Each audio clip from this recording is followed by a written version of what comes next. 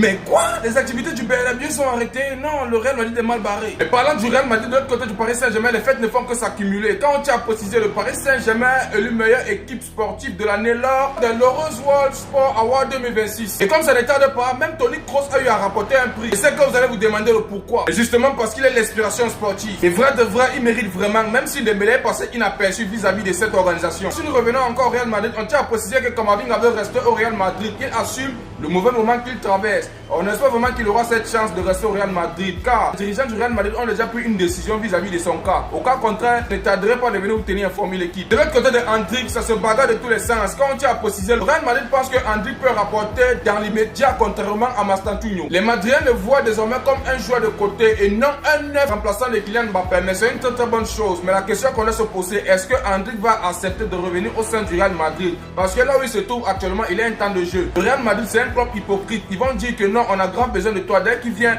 il fait un mauvais match directement, il va commencer à banquer. Et alors les gars, je soutiens Hendrick pour qu'il puisse encore rester à l'OL parce que là-bas, il est chez lui. Et comme ça ne tarde pas, Arbeloa est très mal barré. Quand on tient à préciser, Mauricio Pochettino intéresse le Real Madrid pour succéder à Vero Arbeloa en tant qu'entraîneur. Florentino Pérez apprécie beaucoup son profil. Mais la question que je me pose, est-ce que c'est une bonne option? Est-ce que c'est bien de limoger ou bien de chasser les entraîneurs chaque année? Vrai de vrai, la seule personne que je vois qui peut amener le Real Madrid de bout en bout, c'est Arbeloa. Qu'on puisse accorder à Arbeloa une chance. Mais soyez-en sûrs, ce monsieur ne peut même pas faire une saison au sein du Real Madrid, car les gars qui y a là-bas, il ne pourra pas supporter. D'autres sollicitent le Real Madrid, mais d'autres fuient. Quand on tient à préciser, Zinedine Zidane était le choix numéro 1 de Florentino Pérez pour reprendre le Real Madrid. Cependant, il ne veut pas revenir. Il va devenir sélectionneur de la France. Très bonne décision. Il a déjà tout gagné. Qu'est-ce qu'il revient encore faire au sein du Real Madrid avec des gens qui sont là actuellement? Car il sait très bien qu'il a besoin du calme. Mieux, il dirige les gens qui vont l'écouter. S'il revient, les gars, il ne va pas dormir toutes les nuits parce qu'il sait très bien qu'il y a des tocas là-bas qui vont pas écouter ce qu'il dit. Et si on bascule directement au sein du FC Barcelone, on tient à préciser, en cas d'offre intéressante, le FC Barcelone pourrait vendre